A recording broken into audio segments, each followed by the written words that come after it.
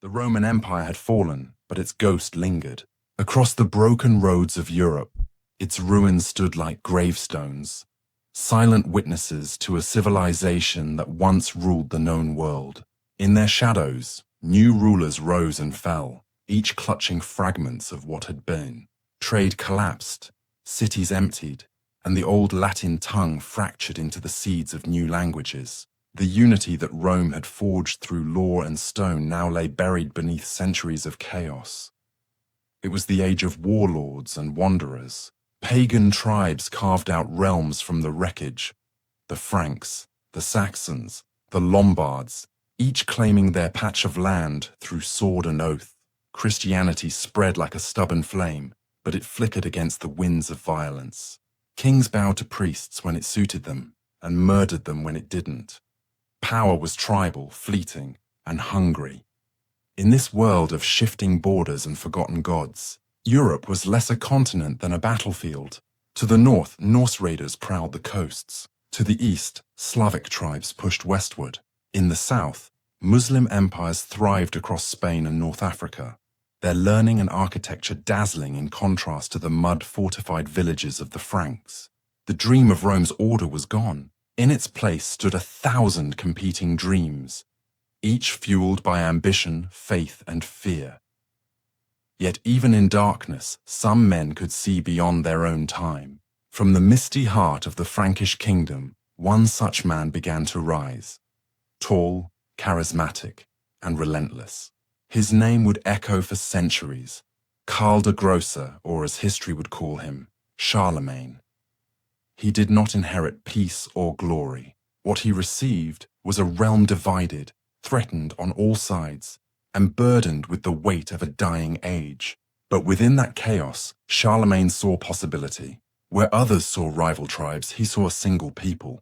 Where others ruled for survival, he ruled with vision. To build not just a kingdom, but a legacy that could endure. This was not the Rome of philosophers or marble temples. Charlemagne's empire would rise on horseback, forged by warriors and priests. His banners would carry both the sword and the cross, uniting faith and force into something Europe had never seen before. Through conquest and reform, through brutality and devotion, he would carve a new identity for the West, one rooted in Christian kingship, discipline, and divine right. From the ashes of Rome's grandeur would emerge something rougher, harder but lasting. An empire born not of marble and law, but of sword and faith. And though centuries would pass and kingdoms would crumble, the idea he embodied, that Europe could be more than its warring parts, would never die. The story of Charlemagne is not just the story of one man's rise to power. It is the story of how a continent found its soul. The year was 742, or so the chroniclers believed. In those days, time itself felt uncertain. Wars blurred years, and kings rose faster than the ink could dry on their decrees.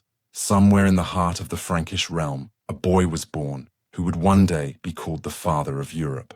His name was Karl, son of Pepin the Short, grandson of Charles Martel, the man who had stopped the Muslim advance at Tours and saved the Christian West from the crescent of Islam. The blood of warriors ran in his veins, but his world was not yet one of destiny. It was a world teetering between tribe and nation, faith and fear. Pepin ruled the Franks not as a traditional king, but as something stranger, a mayor turned monarch. His father, Charles Martel, had never worn a crown, though he had held more power than any who did. Pepin had changed that. In 751, with the blessing of Pope Zachary, he dethroned the last Merovingian king, a man known as Childeric the Useless, whose long hair, the symbol of sacred rule, was cut and his body sent to a monastery. The age of the Carolingians had begun, and with it, the intertwining of church and state that would define medieval Europe. From his earliest days, Charlemagne grew up surrounded by the aura of divine legitimacy. His father's reign had been born from papal approval, not just from conquest. The idea that kings ruled by the grace of God, not merely by bloodline, took root in the young prince's mind like a sacred flame. Yet even as faith shaped his education, so too did steel. The Frankish kingdom was no peaceful inheritance.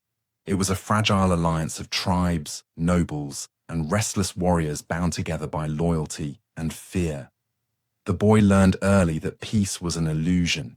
He watched as messengers arrived at his father's court from the frontiers, bringing news of Saxon raids in the north, Lombard intrigues in Italy, and Saracen advances beyond the Pyrenees. Pepin's life was one of endless campaigns, each victory followed by another uprising. Charlemagne's childhood was spent in motion, trailing behind his father's armies as they crossed rivers and mountains, stamping out rebellion, forging unity through fire.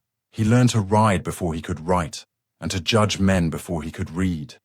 The Carolingian court was not one of splendor, but of discipline.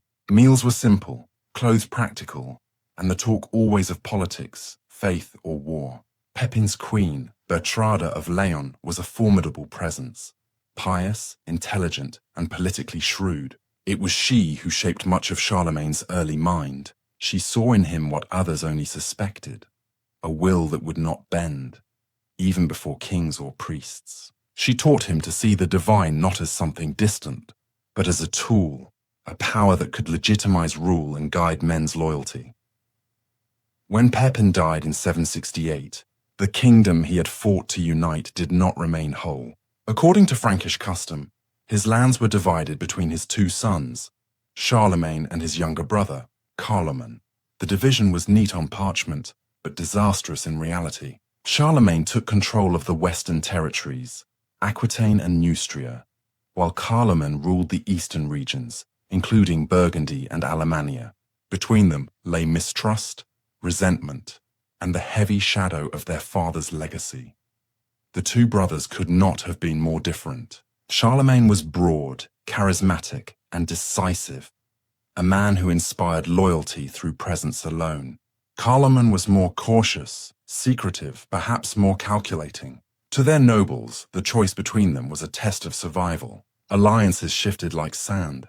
Each brother kept his envoys, his spies, his armies ready. The Franks, who had long lived under one banner, now found themselves divided again. Tension soon turned to open hostility. In 769, a rebellion erupted in Aquitaine, one of Charlemagne's territories. Carloman refused to send aid, a deliberate insult. For a moment, it seemed the Carolingian experiment might collapse before it had begun. But Charlemagne moved quickly. With the support of key nobles and the church, he crushed the revolt, reasserting his dominance. His triumph did not escape the Pope's notice. In Rome, Pope Stephen III watched the shifting balance of Frankish power with keen interest. The papacy had long relied on Frankish protection against the Lombards, the fierce northern Italian kingdom that threatened to swallow the papal states. Pepin had defended the Pope once, carving out the donation of Pepin that laid the foundation for papal temporal power. Now, with Pepin gone and his sons divided, Rome's future hung in the balance. The Pope's envoys travelled north, bearing letters of flattery and warning, urging unity between the brothers. But unity was not to come. The court of Charlemagne at Noyon and that of Carloman at Soissons might as well have been rival empires. Each man's mother, Bertrada, attempted to mediate, but even she could not bridge the growing chasm. In a bold and controversial move, she arranged a marriage for Charlemagne, not with a Frankish noblewoman, but with Desiderata, the daughter of the Lombard king Desiderius. The alliance shocked both Rome and Carloman. For the Pope, it was betrayal. The Franks had long been the Church's sword against the Lombards, not their ally. For Carloman, it was a direct threat. His brother now aligned with one of the most powerful enemies of the papacy. Yet Bertrada saw the marriage as a masterstroke, a way to stabilize the south and encircle Carloman diplomatically. For a brief moment, it worked. Charlemagne married Desiderata, and the Lombard court celebrated. But the union was cold, political, and doomed. Within a year, Charlemagne annulled the marriage, sending Desiderata back to her father in disgrace. It was a public rejection not just of the Lombards, but of his mother's strategy. Desiderius, humiliated, turned his fury toward Rome, while the Pope, relieved, turned once more toward Charlemagne. The web of loyalties shifted again, and for a time, chaos seemed ready to consume the Carolingian experiment. Then, in 771, everything changed. Carloman, Charlemagne's rival and brother, suddenly fell ill and died. The timing was almost too convenient. Rumors whispered through the courts: poison, betrayal, divine punishment, but no proof ever surfaced. What mattered was the result. Charlemagne, at 29 years old, became sole ruler of the Frankish kingdom. The destiny of Europe now rested in his hands. Carloman's widow fled to the Lombards, seeking protection with her children under King Desiderius. There, Desiderius saw opportunity. If he could place Carloman's sons on the Frankish throne, the Lombards might dominate the Franks themselves. The Pope, now Adrian the Firm, faced a grim choice: support Charlemagne or risk losing Frankish protection entirely. He chose Charlemagne. The death of his brother was both liberation and burden. Charlemagne now commanded the largest kingdom in Western Europe, stretching from the Pyrenees to the Rhine, from the Channel to the Alps. But it was a fragile unity, held together by loyalty to him personally, not to any system or nation. The Frankish world remained tribal at heart, its dukes and counts ruling their domains like small kings. To hold them together required not just force, but vision. Charlemagne's first years as sole ruler were consumed by movement.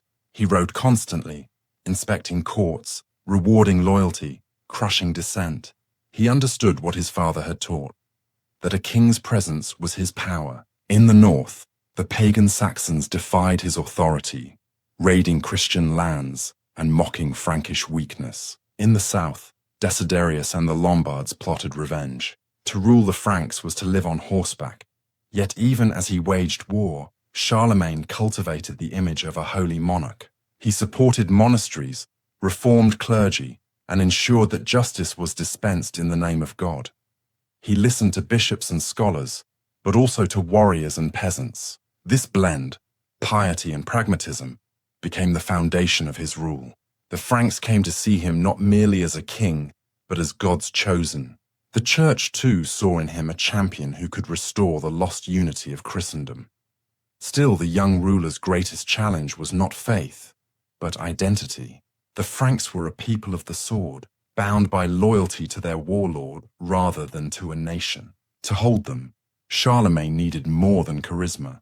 He needed purpose. He began to speak of a divine mission, a calling to defend the church and spread Christianity among the pagans. It was both political and spiritual genius. Under that banner, conquest became sanctified.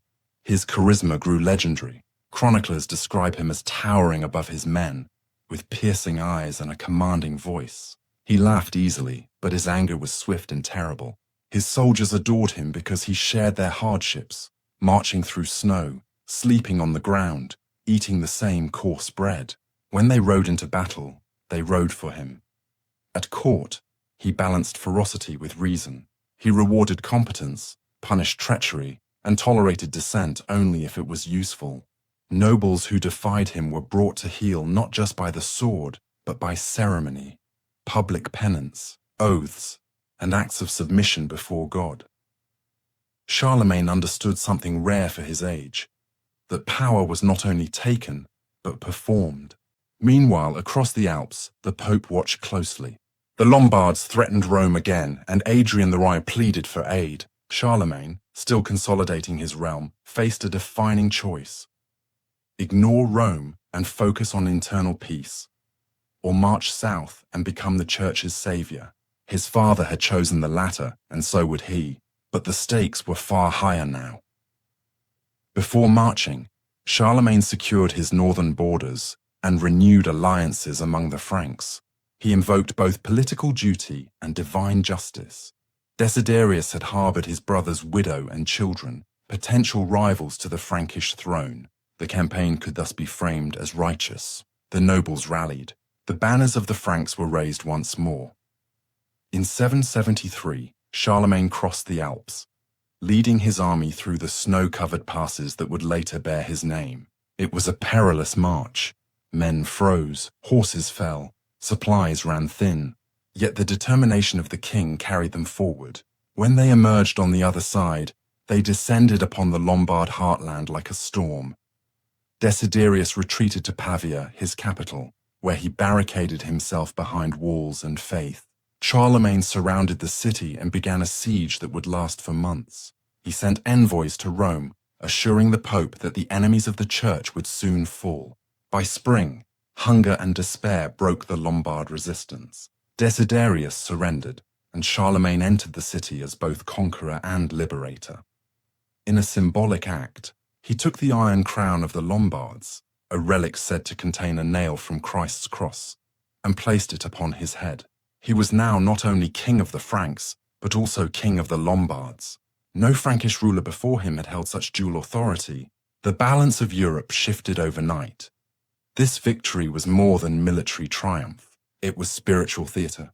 In the eyes of the Church, Charlemagne had fulfilled his divine duty. In the eyes of his people, he had avenged insult and restored order. Yet beneath the celebration lay a deeper transformation. The young king, once divided by rivalry and rebellion, now commanded a realm stretching across much of Western Europe. But with victory came the seed of a new burden. The alliance between sword and cross had been sealed, and it would bind him for the rest of his life. Every future conquest, every law, every reform would now be measured against the will of God and the authority of Rome. The path he had chosen promised glory, but it would demand everything. Charlemagne returned north a hero. The Franks hailed him as Charles the Great, though he bore the title lightly. His mother, Bertrada, lived to see her son's triumph before dying soon after, her work completed. Carloman's name faded from the chronicles. His children vanished into obscurity. The world had chosen its king. In the years that followed, the foundations of Charlemagne's empire began to take shape. He reorganized his administration, appointing royal agents, missi dominici, to oversee justice and governance in his name. He strengthened the bond between the throne and the altar, summoning councils of bishops to reform the church. His rule was still young, but already it felt different, less tribal, more divine. Europe's long night was beginning to lift, but the light that dawned was fierce and unrelenting. For in the heart of the Frankish king, there burned a conviction that his destiny was not merely to rule, but to transform. The child who had grown up amid ruins would rebuild the West not as Rome once had, with marble and law, but through faith, discipline, and the unyielding force of will. The making of the king was complete. The making of the empire was about to begin. The peace Charlemagne inherited was fragile, and he knew it. The Frankish kingdom, though vast, was stitched together by loyalty and fear, both easily torn. Beyond its borders, old enemies stirred. To the south, the Lombards eyed the papal lands with ambition. To the north, the Saxons refused to bend to the cross. To rule was to fight, and in that crucible, Charlemagne would become something more than a king. His first test came in Italy. The Lombards, a proud and stubborn people, had long dominated the peninsula, their iron-helmed warriors ruling from Pavia, and their kings claiming descent from ancient gods. When their new ruler, Desiderius, threatened the Pope, it was Charlemagne who answered the call. The alliance between the Franks and the papacy, born under his father Pepin, now demanded proof of its strength. Charlemagne crossed the Alps in the spring of 773, his banners snapping against the snow. His army, a mixture of armored cavalry and hardened footmen, wound through the passes that had once carried Hannibal and Roman legions before him. The symbolism was not lost on him. To march into Italy was to follow in the footsteps of empire itself. Desiderius tried to block the passes, but Charlemagne's forces broke through with relentless precision. By the following year, the Lombard capital of Pavia was under siege. Desiderius barricaded himself behind its walls, while Charlemagne encamped outside through the winter. A show of endurance that astonished allies and enemies alike. In 774 the city fell. The Lombard crown was placed upon Charlemagne's head, and with it, he gained not only new lands, but the title King of the Lombards. This was more than conquest. It was legitimacy. By defending the Pope and uniting Italy under his rule, Charlemagne positioned himself as the sword arm of the Church, the protector of Christendom against both pagan and heretic. Yet even as Rome celebrated him, the seeds of darker wars were being sown in the forests of the north. The Saxons had never submitted to any power. Not Rome, not the Merovingians, and certainly not the Franks. They were fierce, proud, and defiantly pagan. Their gods lived in sacred groves, their faith rooted in blood and soil. For decades they had raided across the border, burning churches and defying missionaries. Charlemagne saw in them both a military threat and a spiritual affront. His campaign against them would become his life's great obsession, a war of faith and fury that would last more than 30 years. The first invasion came in 772, when Charlemagne marched into Saxon lands and destroyed the Irminsul, a massive wooden pillar that symbolized their connection to the divine. The act was both military and symbolic, the felling of a god. It sent a message: the old faiths had no place in the new Europe. But conquest of belief is never clean. The Saxons rebelled again and again. Their chieftain, Widukind, became the ghost in Charlemagne's war, appearing, vanishing, rallying tribes from the deep forests. Each time Charlemagne thought the rebellion crushed, it re-emerged with fresh rage. The war turned cruel. Villages were burned, fields razed, and entire tribes displaced. When Widukind struck deep into Frankish territory in 782, massacring royal envoys, Charlemagne's response was merciless. He gathered thousands of captured Saxons near Verdun and ordered their execution. 4,500 men were put to death in a single day. The massacre of Verdun would stain his reign forever. To his followers, it was divine justice. To his enemies, it was butchery. Either way, it marked the point of no return. From then on, the Saxon War was no longer a campaign of conversion.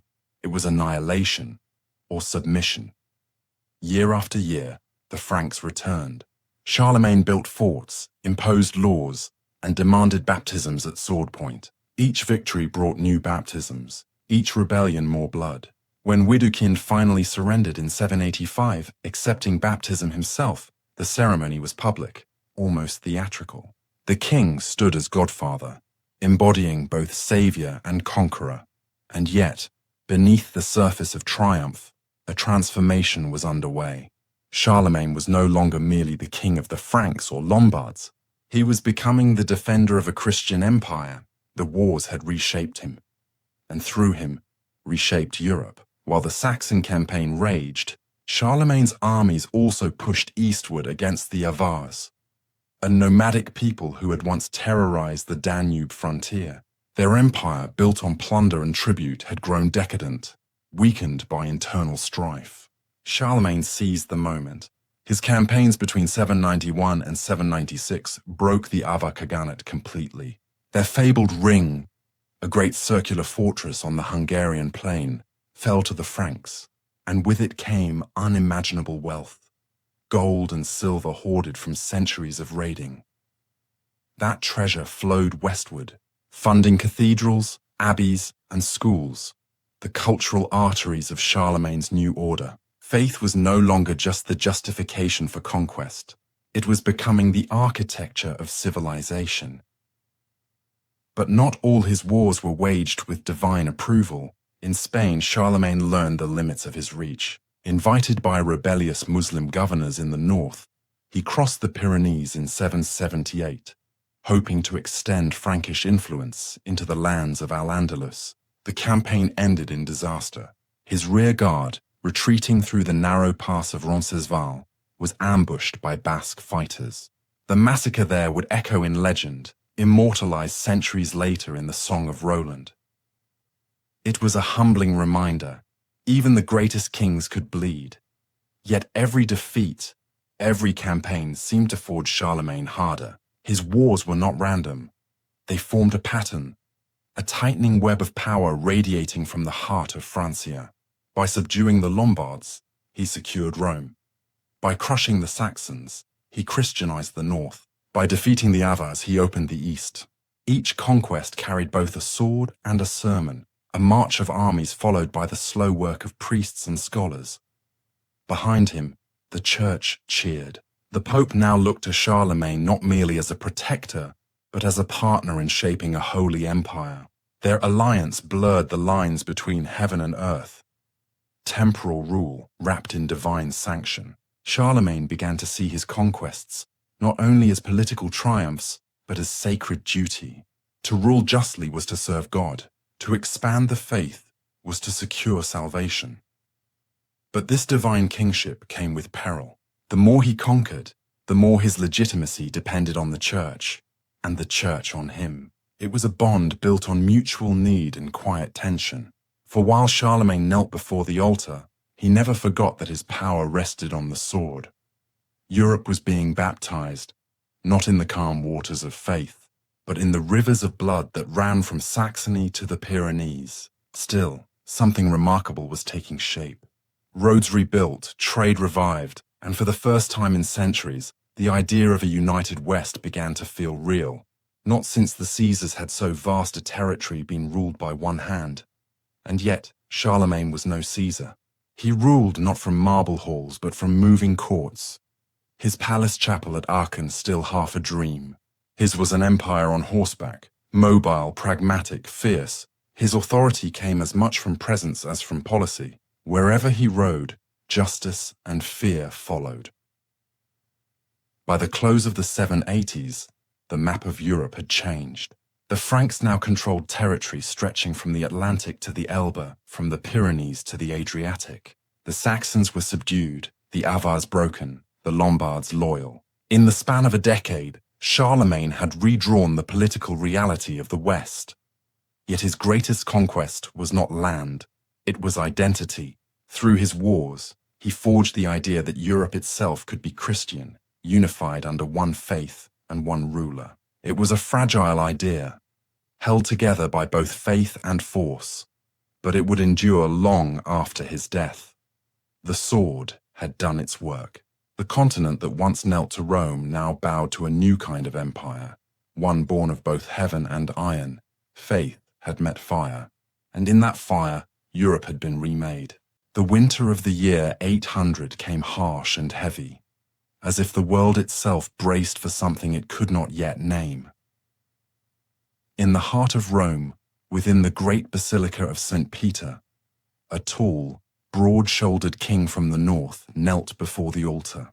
He was no Caesar in robes of purple, no patrician born of the Tiber's banks, but a Frank, a son of warriors who once plundered these very lands. And yet, as the choir's chant filled the vaulted air, Pope Leo III stepped forward, lifted a golden crown, and placed it upon Charlemagne's head. Charles, by the will of God, Emperor of the Romans. The words rippled through Christendom like thunder. To some, they heralded a new dawn, the rebirth of empire in the West. To others, it was blasphemy, a challenge to the sole authority of Constantinople, whose emperors traced their line unbroken from the Caesars. But in that moment, beneath the glow of candles and the echo of sacred song, something irreversible had happened. The world had turned a page. Charlemagne had not asked for this title, at least not openly. The coronation was as much a shock to him as to the crowd, or so the chroniclers say. Whether Leo surprised him or not, the Pope's gesture sealed an unspoken bargain between sword and cross. Charlemagne had defended Leo when Rome turned against him, driving out his enemies and restoring him to the papal throne. Now, Leo repaid the debt by granting divine legitimacy to Charlemagne's earthly might. But the crown came with weight. To be emperor of the Romans was not a mere honor. It was a claim. It declared that the old empire, once thought dead, lived again in the West, that the authority of the church and the power of the sword were bound together by God's will, and that one man, a Frankish king, now stood between heaven and earth as the guardian of Christendom. Still, the moment was fraught with irony. The Byzantine Empress Irene ruled in Constantinople, a woman emperor, which some saw as an affront to tradition. To the Pope, this made the throne of Rome effectively vacant, so he filled the void with Charlemagne. Yet in doing so, Leo kindled a quiet fury in the east. Byzantium refused to recognize the new emperor, and suspicion would linger between the two halves of Christendom for centuries to come. Charlemagne himself seemed wary of the crown's symbolism. To his Frankish court, he remained king of the Franks and Lombards, a ruler of men by God's grace, not by Roman inheritance. But the world saw him differently now. He had crossed from conqueror to lawgiver, from warlord to emperor. The mantle of Rome had found a new host. From that day forward, Charlemagne turned from expansion to consolidation. His wars had forged an empire. Now he would try to civilize it. The Frankish lands stretched from the Pyrenees to the Elbe, from the North Sea to the Italian plains, vast, diverse, and unruly. Governing such a realm demanded more than steel. It required structure, literacy, and faith.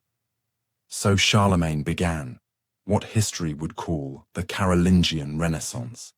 Not a rebirth of marble statues or lost art, but of the mind and spirit. He gathered scholars from across Europe to his court at Aachen. Men like Alcuin of York, an English monk with a keen intellect and a quiet sense of order. To Charlemagne, Alcuin was more than a teacher. He was an architect of civilization. Under Alcuin's guidance, the palace school became a forge of reform. There, the emperor's children studied alongside the sons of nobles, learning not just to wield a sword, but to read and write Latin. Charlemagne himself learned to form letters, late in life his large fingers struggling with the quill, but he never stopped trying. For him, literacy was no vanity. It was a means to unity. At his command, scribes copied ancient texts, preserving the wisdom of Rome and the early church. Monasteries became centers of learning, where young monks transcribed scripture and law. To ensure consistency, Charlemagne introduced the Carolingian minuscule, a clear and elegant script, the ancestor of modern handwriting. Even in this, his empire sought order, but education was only one pillar. Charlemagne's reforms reached deep into governance. He divided his empire into counties, each ruled by a count loyal to him. Over them, he set missi dominici, royal envoys who traveled in pairs, one layman and one cleric, to oversee justice and ensure the emperor's word was obeyed. Their mission, to keep the peace, curb corruption, and remind the powerful that the king's eye was everywhere. He standardized laws across regions, blending Germanic custom with Roman precedent. Justice, once a patchwork of tribal codes, became a tool of central authority. And in his capitularies, royal decrees written in clear Latin, he laid out everything from court procedures to moral behavior. The empire, once a chaos of swords and oaths, began to resemble a state. Charlemagne's rule, however, was not merely pragmatic. He saw himself as rex et sacerdos, king and priest, charged by God to shepherd both body and soul. He built churches across the realm, reformed monasteries, and enforced Christian observance. Even his wars had been framed as holy missions, purging paganism from the lands he conquered. Now, in peace, he sought to purify his own people. But not everyone saw this as benevolent. Beneath the surface of order lay compulsion. Pagans were baptized under threat. Heretics faced exile or worse. The church's embrace could be suffocating. Charlemagne's empire was a tapestry of faith and fear, woven tightly so that neither could easily be pulled apart. Still, the emperor's vision endured because it was coherent. To his mind, faith was civilization's spine. Without it, no kingdom could stand. The union of church and crown was not a convenience, but a covenant, one he believed mirrored divine order itself. The Pope ruled souls, the Emperor ruled bodies. Together, they upheld the peace of God on earth. At Aachen, Charlemagne built his palace not in marble grandeur, but in symbolic harmony. The chapel's octagonal dome, inspired by Byzantine architecture, gleamed with mosaics of Christ enthroned, a silent reminder of where true power lay. When Charlemagne prayed there, beneath the shimmering apse, he stood as both ruler and servant, emperor and believer. Visitors to Aachen described it as a second Rome, a northern light of faith amid barbaric darkness. But it was also deeply Frankish, practical, austere, focused on discipline over decadence. The emperor ate simply, dressed modestly, and despised idleness. He ruled with paternal severity, yet his charisma bound men to him. To serve Charlemagne was to believe that Europe itself could be remade. Under his guidance, roads were repaired, trade revived, and the arts rekindled. Goldsmiths, stonemasons, and illuminators flourished in royal workshops. For a brief time, the empire glowed with creative energy, a fragile renaissance kindled from the ruins of the old world. But even as Charlemagne's reach extended from classroom to cathedral, shadows lengthened at the edges of his realm. His empire was vast, his administration thin. Local lords grew ambitious, borders were restless, and beneath the unity of faith, old tribal loyalties smoldered. The emperor's dream was immense, perhaps too immense for any one lifetime, yet he pressed on.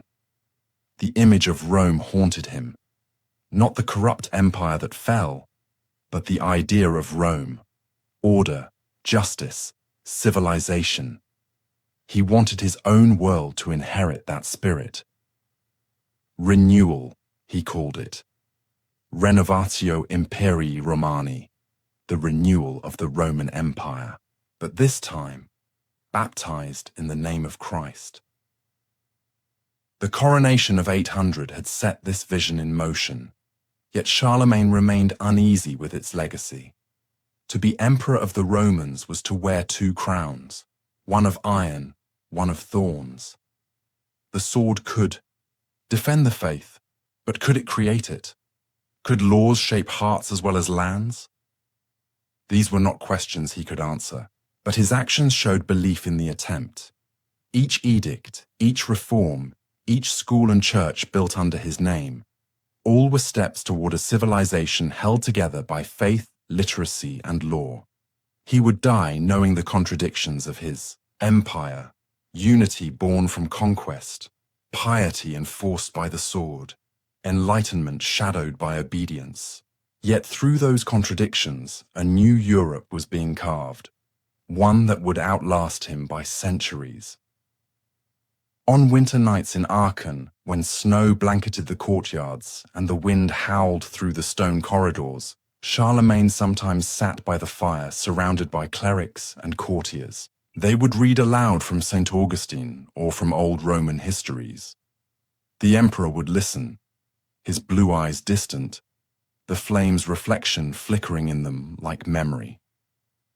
He saw himself not as a usurper of Rome, but its restorer, a bridge between worlds, between the pagan and the Christian, the barbarian and the civilized, the past and the future. And though the empire he built would fracture soon after his death, its spirit would endure, because in crowning Charlemagne, Europe crowned itself, with the hope that from chaos could come order, from war could come wisdom, and from the ashes of Rome could rise a faith strong enough to bind a continent. The sword had built his empire, but the cross would define it. By the turn of the 9th century, Charlemagne's empire was a colossus, stretching from the Pyrenees to the Elbe, from the North Sea to the Adriatic. It was an achievement unparalleled in centuries, a tapestry of lands, peoples, and faiths stitched together by conquest, diplomacy, and the shadow of the cross. Yet even as the emperor walked through Aachene's corridors, observing the scholars and scribes at work, a subtle tension weighed upon him. The empire he had built with fire and faith was beginning to groan under its own vastness. Ruling such an expanse was no longer simply a matter of presence. Charlemagne could not ride every road, inspect every county, or judge every noble. To compensate, he relied on the missi dominici, pairs of envoys sent to enforce his laws and report back on the local lord's conduct. Yet even these loyal emissaries could not fully quell the ambitions and grievances of the counts and dukes who governed regions in his name. Rebellions simmered quietly in the north, unrest festered along the borders, and whispers of defiance traveled faster than any royal messenger could intercept. Maintaining unity required constant vigilance. Charlemagne's court became a hub of administration and diplomacy, but it was also a place of strain. Nobles jostled for influence, clergy debated doctrine, and foreign ambassadors pressed their claims. The emperor, once a battlefield commander whose orders were obeyed by fear and respect, now had to wield law and ritual as weapons. It was a delicate balance. Too heavy a hand could spark revolt, too lenient an approach could invite chaos. And then there were his children. Charlemagne's domestic life was entangled with politics, a reality that became increasingly apparent as his sons grew. Among them, Louis the Pious stood out, a devout and thoughtful man, yet one whose temperament could not match his father's sheer force of will.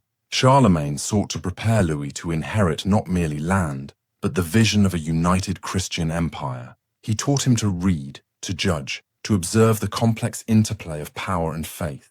Yet no education could replicate the instinct born of decades of warfare and the charisma that had bound the Franks to a single leader. Family succession was a perennial challenge. Frankish tradition demanded that kingdoms be divided among heirs, a practice that had already fractured realms before Charlemagne's rise. Now, in an empire vastly larger than anything his ancestors had known, the prospect of partition threatened its very survival. Charlemagne tried to navigate this by designating Louis as primary heir, but the arrangement was fragile. Other sons, concubines' children, and distant relatives hovered like shadows over the empire's future. Each minor disagreement could flare into full-scale rebellion if not carefully managed. Even for an emperor, human frailty was unavoidable. Charlemagne's health, once robust from years on horseback, began to falter. Gout, exhaustion, and the relentless demands of governance slowed him. His court, once energized by his presence, sensed his weariness. Councils dragged longer, envoys became more insistent, and local lords tested limits with small acts of defiance. The emperor's genius had built the empire, but no single man could maintain it indefinitely. Military matters remained a source of anxiety. Though many of his earlier campaigns had secured borders and subdued adversaries, threats persisted. The Saxons, though Christianized, occasionally rebelled. Slavic tribes pressed the eastern frontiers, and across the Pyrenees, the Muslim presence in Al-Andalus remained a reminder of unfinished ambition. Charlemagne had conquered vast territories, but conquest was only the first act. Administration, loyalty, and faith had to be continuously reinforced. The weight of spiritual responsibility compounded the strain. Charlemagne saw himself as God's instrument, the protector of Christendom. Yet enforcing Christian law sometimes meant harsh measures, forced baptisms, punitive expeditions, and strict moral regulations. This dual role, emperor and holy guardian, demanded both mercy and ruthlessness. Chroniclers describe moments of reflection when Charlemagne questioned whether his actions aligned perfectly with divine will. Even in triumph, he bore the knowledge that power exacted moral cost. Internal rebellions tested the emperor's patience and skill. Vassals and local rulers occasionally resisted taxation or authority, emboldened by distance from Aachen. Charlemagne responded with a combination of negotiation and intimidation, balancing displays of mercy with stark demonstrations of force. Each suppression restored order temporarily, but it also revealed a harsh truth. An empire of this scale was inherently unstable. Stability depended not merely on law or faith, but on the emperor's personal authority, a force no successor could replicate entirely. Louis the Pious watched closely, learning both the grandeur and the peril of empire. His father's intensity, decisiveness, and uncompromising will inspired him, but it also revealed the limits of human endurance. The young prince understood that ruling an empire meant balancing ambition with restraint, justice with terror, and faith with pragmatism. It was a lesson Charlemagne had learned only after decades of conquest and governance. As Charlemagne aged, the cracks in the empire's foundation became more visible. The vast territories, unified under one will, were vulnerable to fragmentation. Regional identities persisted. Language, culture, and local loyalties remained strong. While the emperor could inspire obedience, he could not erase centuries of tradition or entirely reshape hearts.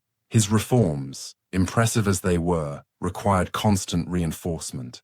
The Carolingian Renaissance, schools, monasteries, legal codes, thrived under his supervision, yet their sustainability beyond his life was uncertain.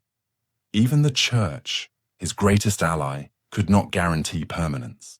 The alliance with the papacy had cemented Charlemagne's authority and provided spiritual legitimacy, but it also created dependency.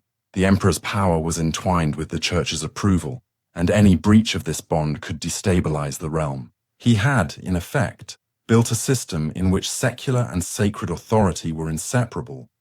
A bold vision, but one vulnerable to the unpredictability of human ambition. By the final years of his life, Charlemagne was a man of immense accomplishment and immense burden. He had transformed Europe, expanded borders, unified peoples, and fostered learning. Yet the empire's very size made it unwieldy. His sons, his vassals, even the church itself could not always be counted on to maintain the order he had forged. Each day demanded vigilance, negotiation, and the exercise of authority that often blurred the line between benevolence and tyranny. Charlemagne understood that his legacy was fragile. Louis the Pious would inherit a realm both magnificent and volatile. The unity achieved through decades of personal command could unravel once the hand that held it together was gone. And yet, despite these anxieties, Charlemagne persisted. He continued to travel, to govern, to mediate disputes, to oversee education and law, and to enforce Christian observance. His life became a balancing act between ideals and reality. The vision of a Christian empire, of a Europe bound by faith and law, was magnificent. But every step toward that ideal exacted a cost. Families were torn apart, tribes displaced, and enemies executed. The sword had built the empire. The crown demanded its price. Charlemagne bore that weight with a combination of relentless determination and human fatigue, knowing that history would judge both his triumphs and his harshness. In his final years, the emperor contemplated succession, governance, and the preservation of his achievements. He strengthened administrative systems, codified laws, and delegated authority wherever possible.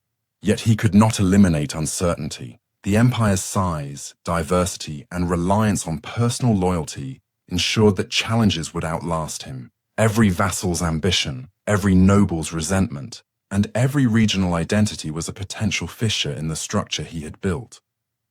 Even as he prepared for his eventual death, Charlemagne remained active. He presided over councils, corrected manuscripts, and traveled between palaces. His presence was the glue that held the empire together, but he knew that it could not last indefinitely. The legacy of conquest, faith, and reform was immense, but so too was the burden of sustaining it.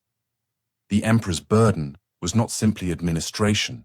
It was the knowledge that all empires, no matter how vast, are temporary. Even the mightiest achievements could crumble under the weight of human ambition, misfortune, or the passage of time. Charlemagne had created a vision of unity and civilization, but he also understood its fragility, and so, as he aged, the man who had once ridden through snow and battlefields now faced the quieter, yet equally daunting challenge of preservation. Europe had been transformed by his will, yet the future remained uncertain. In the tension between triumph and vulnerability, Charlemagne embodied both savior and tyrant, a ruler whose legacy would inspire awe, devotion, and, inevitably, conflict for generations to come. The empire he built was magnificent, yet human, and the weight of that humanity pressed down upon him in his final years. Every decision, every decree, every reform carried both potential and peril. The sword and the cross had forged a civilization, but even the strongest steel bends with time, and even the deepest faith cannot fully control the hearts of men. Charlemagne's final challenge was the hardest: to leave the empire intact, to prepare Louis the Pious to inherit not only lands and titles, but the fragile dream of unity he had spent a lifetime constructing. Beneath the triumph lay the quiet tremor of uncertainty, the knowledge that one man's vision could shape the world, but could never fully bind it. The emperor's burden, heavy and unrelenting, was the price of greatness, and in that weight, Charlemagne's life, vast, violent, and visionary, found its truest measure.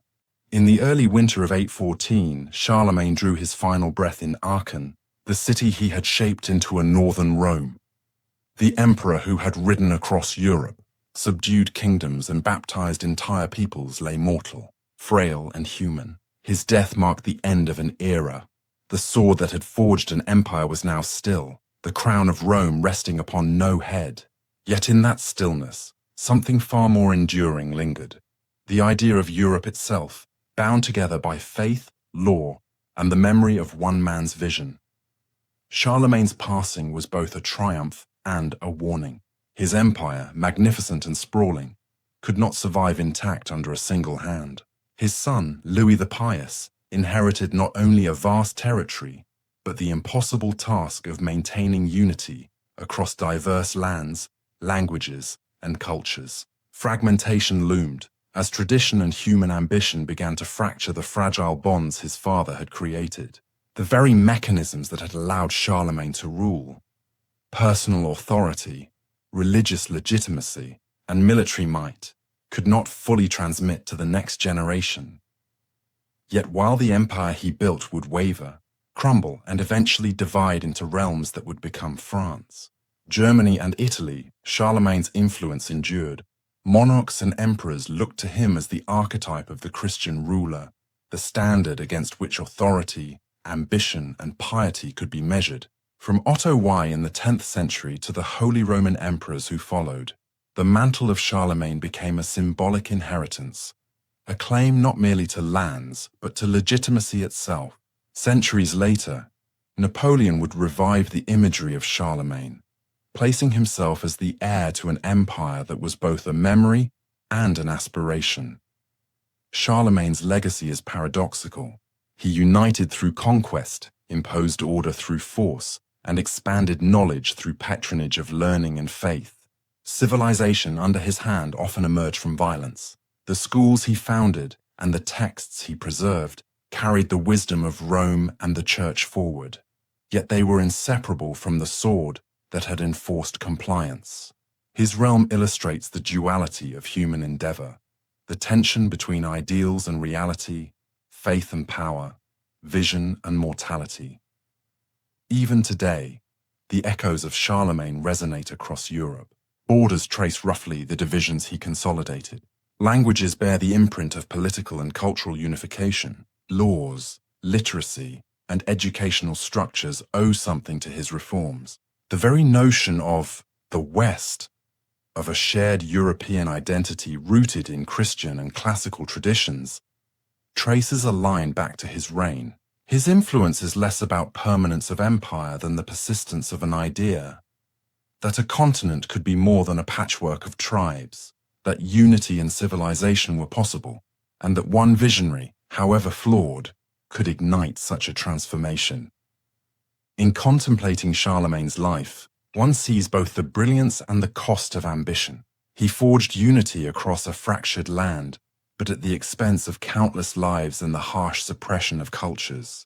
He fostered learning and faith, Yet both were entwined with authority and coercion.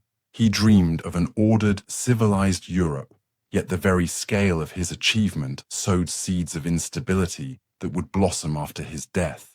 In this, his empire becomes a mirror of human aspiration, magnificent, imperfect, and fleeting. Charlemagne's story reminds us that empires are mortal, but ideas endure. Stone walls crumble, armies disband, kings die. Yet the concepts they embody can shape centuries. The ghost of Charlemagne lives in the institutions, borders, and collective consciousness of Europe. It lives in the vision of a continent connected by culture, faith, and law, striving toward unity even amidst diversity. It lives in the ambition of leaders who, centuries later, sought to emulate his synthesis of sword and cross, crown and conscience. Ultimately, Charlemagne teaches that legacy is not merely what one builds, but what survives in memory, imitation, and inspiration. His empire as tangible political reality was temporary. His idea of Europe, however, proved enduring. Through conquest and reform, war and wisdom, he left a mark that transcended mortality. He was, in every sense, a man who reshaped history, not only through what he held, but through what he envisioned. The crown of Rome he received on that fateful Christmas morning in 800 AD was both a pinnacle and a prelude. Charlemagne had become more than a king. He had become a symbol, a touchstone for what Europe might be. And though his empire could not survive the tides of time intact, the vision he forged, a continent united by law, faith, and culture, persists. One man's reign ended, but the idea of his empire endured. Ghost-like guiding generations, inspiring rulers, and shaping the very concept of the West. Charlemagne died, mortal and fallible, yet the Europe he imagined lived on. In the ruins of kingdoms, the manuscripts of monks, the stone churches that still stand, and the echoes of the Holy Roman Empire, his presence lingers. His life is a testament to the power of vision, the cost of greatness, and the enduring influence of one man's will. The sword and the cross shaped a continent, and though kingdoms fade, the idea outlives them all.